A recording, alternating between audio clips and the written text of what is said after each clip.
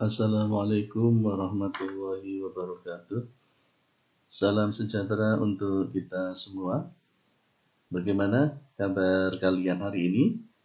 Tentunya baik-baik saja, bukan? Mari kita senantiasa bersyukur kepada Allah Subhanahu wa taala, Tuhan yang Maha Esa. Baiklah, pada kesempatan ini kita akan membahas sistem dan dinamika demokrasi Pancasila dengan subbab hakikat demokrasi.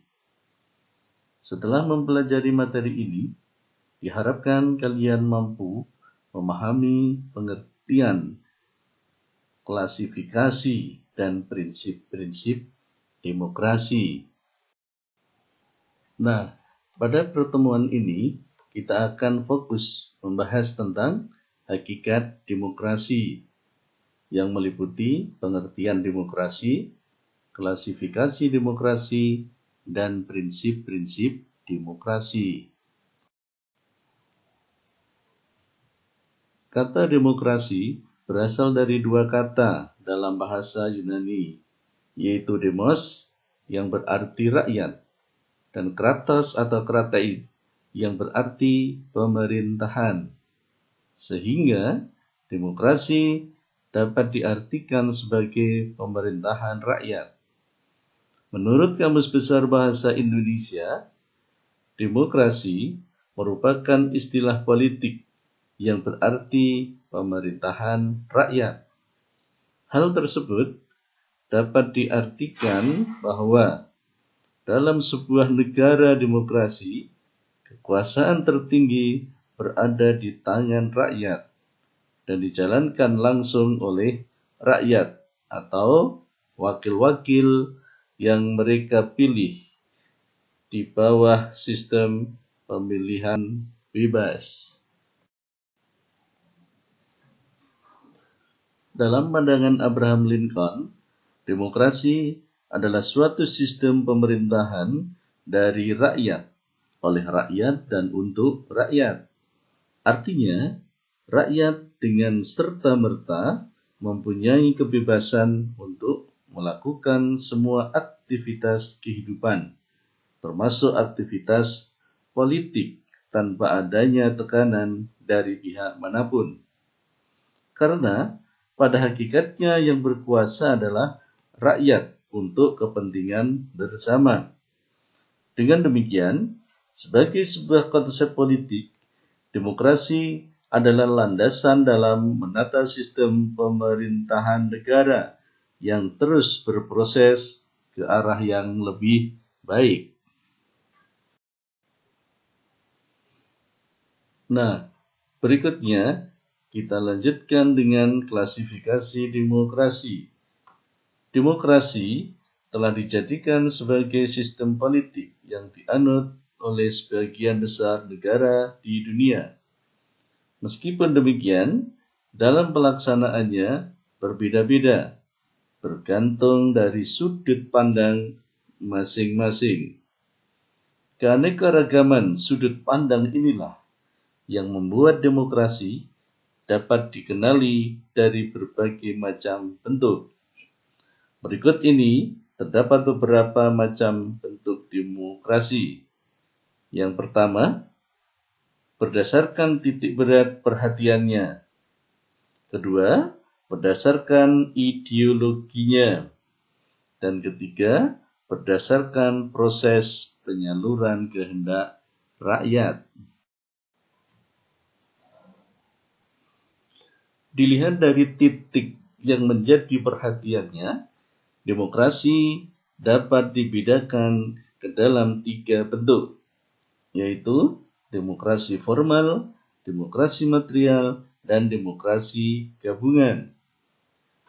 Demokrasi formal yaitu suatu demokrasi yang menjunjung tinggi persamaan dalam bidang politik tanpa disertai upaya untuk mengurangi atau menghilangkan kesenjangan dalam bidang ekonomi.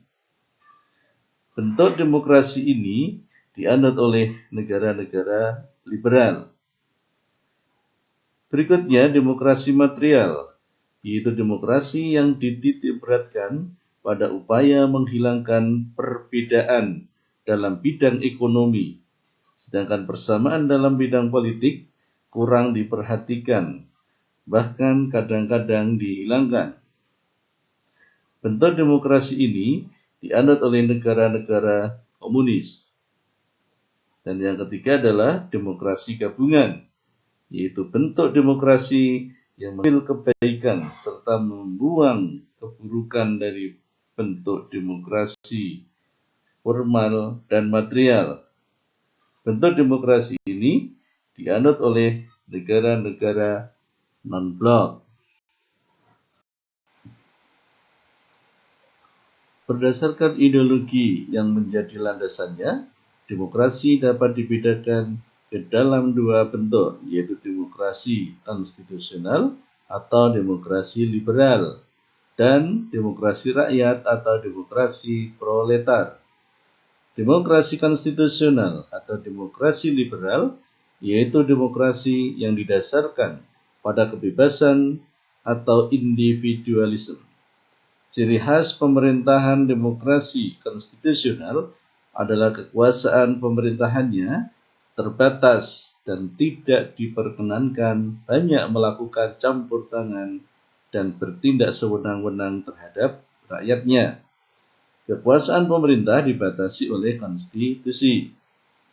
Yang kedua, demokrasi rakyat atau demokrasi proletar, yaitu demokrasi yang didasarkan pada paham Marxisme komunisme.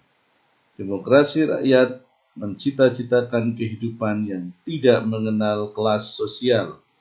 Manusia dibebaskan dari keterikatannya kepada pemilikan pribadi tanpa ada penindasan serta paksaan. Menurut cara penyaluran kehendak rakyat, demokrasi dapat dibedakan ke dalam dua bentuk, yaitu demokrasi langsung dan demokrasi tidak langsung. Demokrasi langsung yaitu paham demokrasi yang mengikut sertakan setiap warga negaranya dalam permusyawaratan untuk menentukan kebijaksanaan umum negara atau undang-undang secara langsung. Yang kedua, demokrasi tidak langsung, yaitu paham demokrasi yang dilaksanakan melalui sistem perwakilan. Penerapan demokrasi seperti ini berkaitan dengan kenyataan suatu negara yang jumlah penduduknya semakin banyak, wilayahnya semakin luas, dan permasalahan yang dihadapinya juga semakin rumit dan kompleks. Demokrasi tidak langsung atau demokrasi perwakilan biasanya dilaksanakan melalui pemilihan umum. Pembahasan subbab yang berikutnya yaitu prinsip-prinsip demokrasi. Demokrasi sebagai sistem politik yang saat ini dianut oleh sebagian besar negara di dunia, tentu saja memiliki prinsip-prinsip yang berbeda dengan sistem yang lain. Henry Bimayu, sebagaimana dikutip dalam Miriam Budiarjo, mengungkapkan prinsip dari demokrasi yang akan mewujudkan suatu sistem politik yang demokratis. Adapun prinsip-prinsip tersebut sebagai berikut. A. Menyelesaikan perselisihan dengan damai dan secara melembaga. B. Menjamin terselenggaranya perubahan secara damai dalam suatu masyarakat yang sedang berubah. C. Menyelenggarakan pergantian pimpinan secara teratur. D. Membatasi pemakaian kekerasan sampai minimum. E. Mengakui serta menganggap wajar adanya keanekaragaman. F. Menjamin tegaknya keadilan. Prinsip-prinsip demokrasi tersebut sesungguhnya merupakan nilai-nilai yang diperlukan untuk mengembangkan suatu bentuk pemerintahan yang demokratis. Berdasarkan prinsip-prinsip inilah, sebuah pemerintahan yang demokratis dapat ditegakkan. Sebaliknya, Kalau prinsip-prinsip tersebut tidak diwujudkan atau tanpa prinsip-prinsip tersebut, maka bentuk pemerintahan yang demokratis akan sulit ditegakkan. Setelah kalian menyimak pembelajaran ini, bagaimanakah pendapat kalian tentang pelaksanaan demokrasi di Indonesia berdasarkan titik berat perhatiannya? Kemudian ditinjau berdasarkan ideologi Pancasila dan ditinjau dari proses penyaluran kehendak rakyat. Demikianlah perjumpaan kita hari ini. Tetap semangat, jaga kesehatan, dan jangan lupa bahagia. Sampai jumpa di lain kesempatan. Wassalamualaikum warahmatullahi wabarakatuh.